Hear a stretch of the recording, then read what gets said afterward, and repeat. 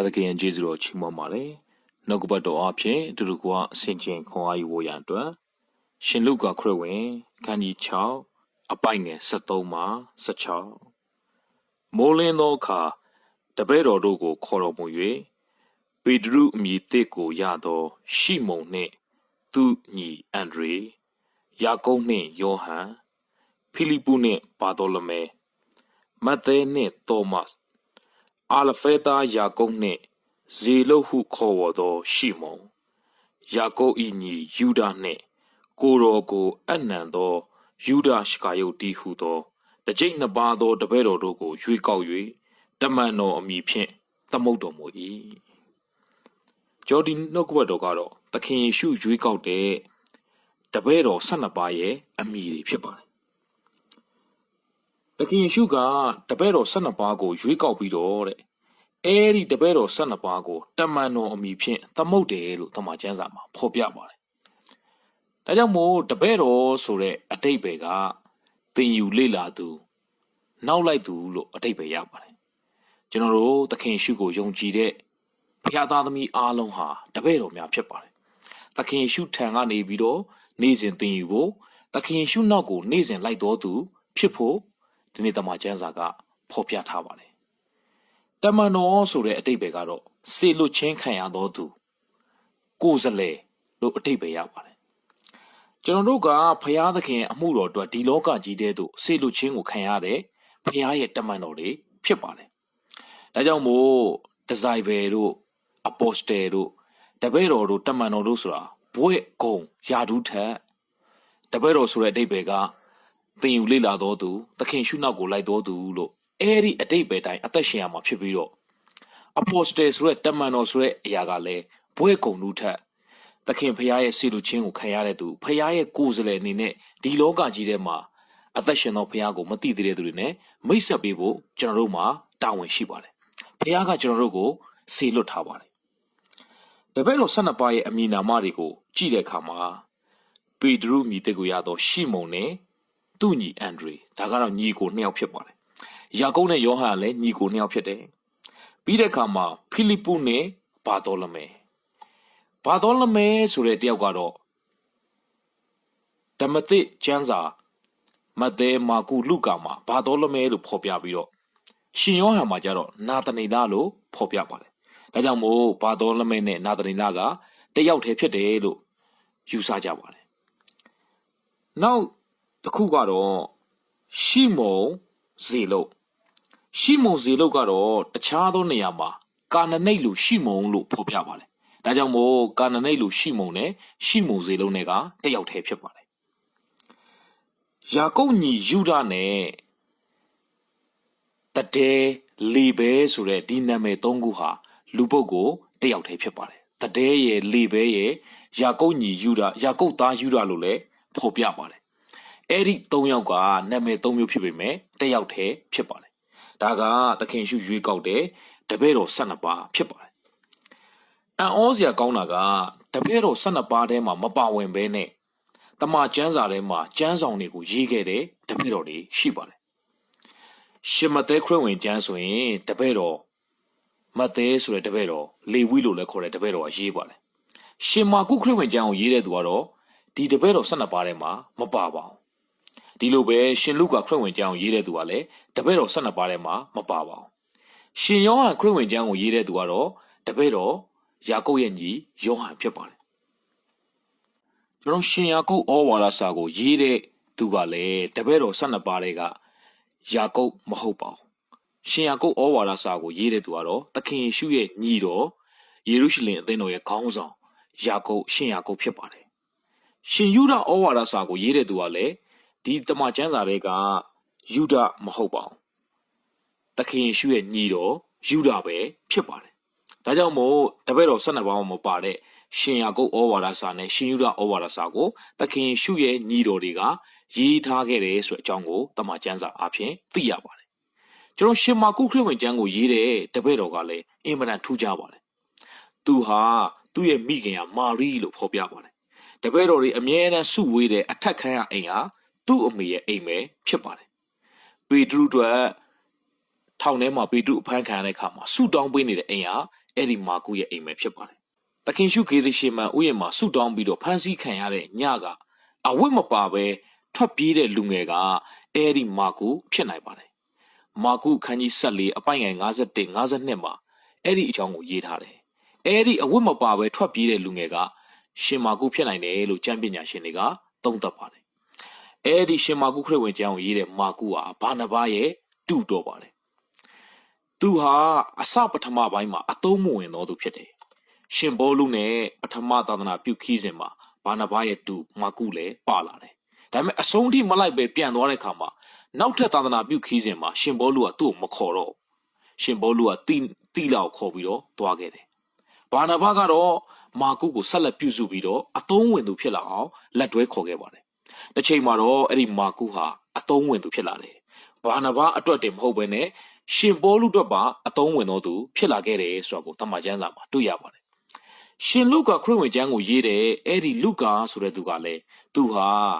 ဆရာဝန်ဖြစ်တယ်။စေသမားဖြစ်ပါတယ်။ရှင်လုကာခရစ်ဝင်ကျမ်းနဲ့တမန်တော်ဝတ္ထုကိုရေးသားခဲ့ပါတယ်။အဲ့ဒီလုကာနဲ့မာကုနဲ့အကြောင်းကိုတွဲပြီးတော့ဖော်ပြတဲ့ကျမ်းပိုက်တစ်ပိုက်ရှိပါတယ်။တိမောသေဩဝါဒစာဒုတိယဆောင်အခန်းကြီး4အပိုက်ငယ်7မှာလုကာတယောက်တည်းသာငါမှရှိ၏မာကုကိုသင်နှင့်အတူခေါ်ခဲ့လောသူသည်ဆရာအမှုကိုပြုရမှာငါအကျိုးရှိ၏တမန်တော်ရှင်ဘောလုကသူ့ရဲ့သားတစ်ပည့်ဖြစ်တဲ့တိမောသေကိုစာလမ်းရေးတဲ့အခါမှာအခုငါစီမှာလုကာတယောက်ပဲရှိတယ်မာကုကိုမင်းနဲ့အတူခေါ်ခဲ့ပါလို့တိမောသေကိုစာလမ်းရေးပါတယ်အဲ့ဒီမာကုဟာဆရာအမှုကိုပြုတဲ့နေရာမှာငါအကျိုးရှိတယ်လို့တမန်တော်ရှင်ဘောလုကဖော်ပြခဲ့ပါတယ်။ဒါကြောင့်မို့လုကာဟာတမန်တော်ရှင်ပေါလုရဲ့ယုံကြည်စိတ်ချရတဲ့သစ္စာရှိတဲ့မိတ်ဆွေအမှုတော်ဆောင်လုပ်ဖော်ဆောင်မတရားဖြစ်ပါတယ်။မာကုကလည်းတမန်တော်ရှင်ပေါလုရဲ့အမှုတော်ဆောင်ခြင်းမှာအကျိုးရှိတဲ့သူတယောက်ဖြစ်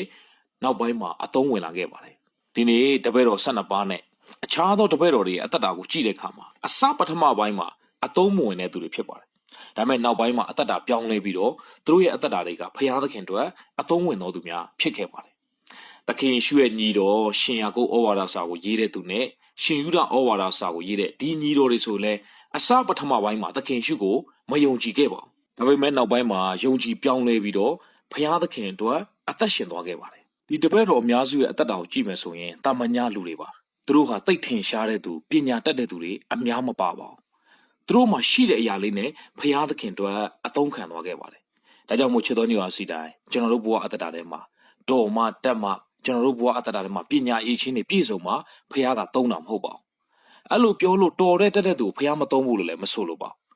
။ညံ့တဲ့သူတိုင်းကိုလည်းဖျားမသုံးပါဘူး။ဖျားသုံးဖို့ရန်အတွက်တော်ခြင်းတုံးခြင်းနဲ့မဆိုင်ပါဘူး။သင်အစီခံခြင်းနဲ့သင်ရဲ့နှလုံးသားနဲ့ပဲဆိုင်ပါတယ်။ဒါကြောင့်မို့သင်မှာရှိတဲ့အစွမ်းတတ္တိသင်မှာရှိတဲ့အရေးချင်းသင်မှာဖျားပေးထားတဲ့အချိန်နာရီငွေကြေးစည်းစိမ်ဥစ္စာတွေအားလုံးကိုဖျားသခင်တို့အသုံးခံခြင်းနဲ့နှလုံးသားရှိမယ်ဆိုရင်တော့တပည့်တော်တွေကဲ့သို့ဖျားသခင်ကသင်ကိုကြီးမားစွာအသုံးပြုမယ်ဆိုတဲ့အကြောင်းကိုဝေငှပါတယ်အားလုံးပေါ်မှာဖျားရှင်ကောင်းကြီးပေးပါစေ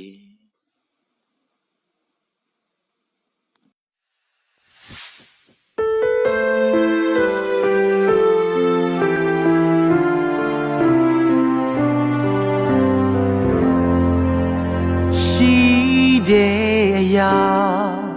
လေးကိုဖျားသခင်တောင်းဆိုနေတဲ့ပညာအရေးချင်းတွေမရှိလဲကိစ္စမရှိဘူးသင်နှလုံးသားကဆန္ဒတစ်ခု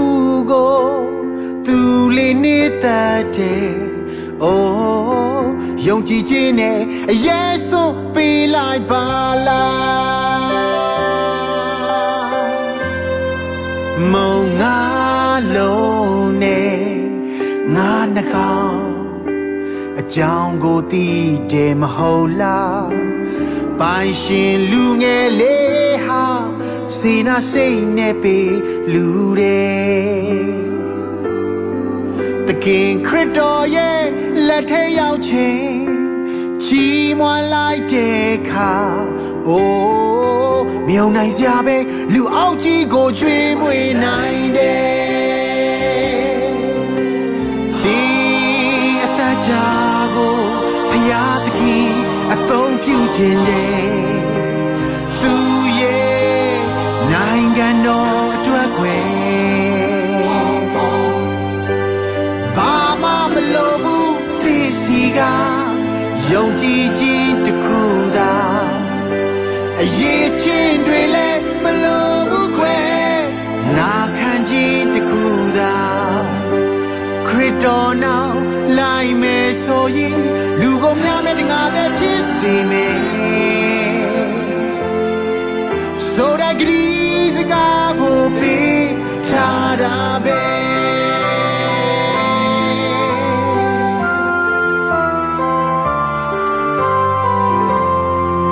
မုံငါ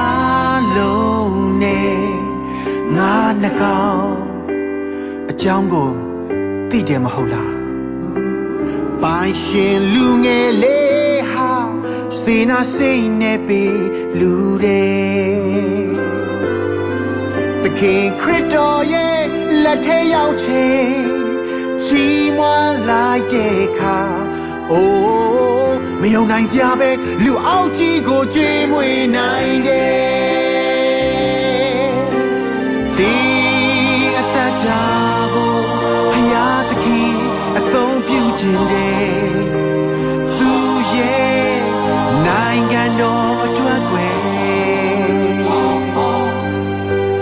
ဘာမှမလိုဘူးသိစီကယုံကြည်ခြင်းတစ်ခုသာအရေးချင်းတွေလည်းမလိုဘူးကွယ်နာခံခြင်းတစ်ခုသာသခင်ခရစ်တော်နောက်လိုက်မယ်ဆိုရင်လူကိုများမဲ့တငါတဲ့ဖြစ်စေမယ်